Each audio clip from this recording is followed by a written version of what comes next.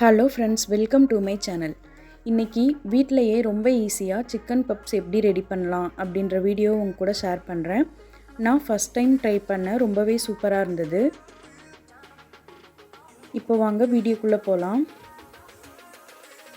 First 2 teaspoon பட்டரை இந்த அளவுக்கு mix பண்ணி வச்சுக்கிறேன். அதில் 150 கிராம் மைதா சேர்த்துக்கிறேன்.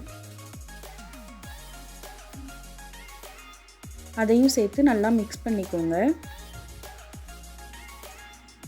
இப்போது அதில் தேவையான அளவு சால்ட் சேர்த்துக்கிறேன். எல்லாத்தையும் சேர்த்து நல்லா மிக்ஸ் பண்ணிக்கோங்க. இப்போ கொஞ்சம் கொஞ்சமாக தண்ணி ஆட் பண்ணி சப்பாத்திக்கெலாம் மாவு பிசைவோம்ல, அந்த மாதிரி பிசைஞ்சு எடுத்துக்கலாம்.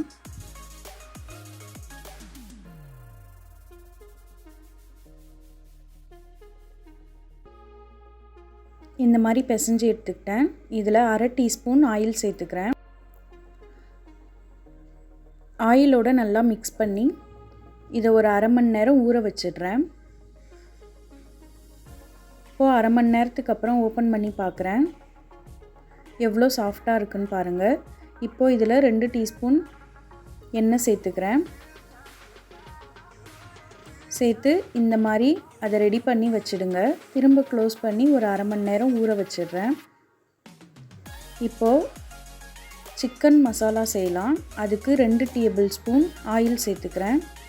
அதில் மீடியம் சைஸ் வெங்காயத்தை பொடியாக நறுக்கி இந்த மாதிரி ஃப்ரை பண்ணிக்கோங்க. இப்போது இதில் சின்ன சைஸ் தக்காளியை பொடியாக நறுக்கி அதையும் சேர்த்துக்கலாம். கூடவே தேவையான அளவு உப்பும் சேர்த்து அதை நல்லா மிக்ஸ் பண்ணி விட்டுருங்க. இந்த அளவுக்கு தக்காளி நல்லா மசிஞ்சதுக்கப்புறம் அதில் 1/4 டீஸ்பூன் இஞ்சி பூண்டு பேஸ்ட்டு சேர்த்துக்கிறேன். அதையும் சேர்த்து நல்லா மிக்ஸ் பண்ணி விட்டுறலாம். கூடவே 1/4 டீஸ்பூன் மஞ்சள் தூள், 1/2 டீஸ்பூன் தனி மிளகாய் தூள் சேர்த்து அதையும் நல்லா மிக்ஸ் பண்ணிக்கிறேன்.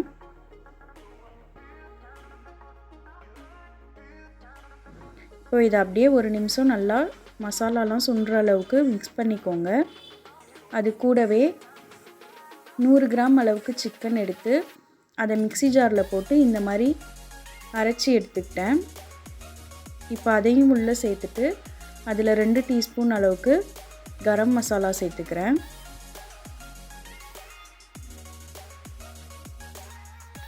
லோ ஃப்ளேம்லேயே வச்சு இந்த மாதிரி நல்லா மிக்ஸ் பண்ணி விட்டுக்கோங்க.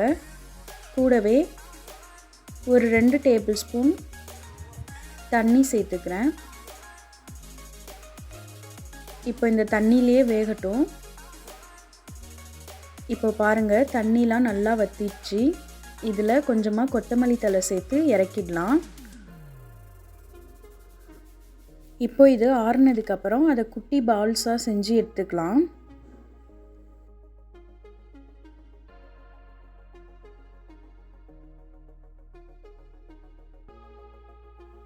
இப்போது ஒரு எண்ணெய் தடவின பிளேட்டில் மாவை இந்த மாதிரி வச்சுட்டு அதுக்கு நடுவில் நம்ம ரெடி பண்ணி வச்ச மசாலாவை சேர்த்து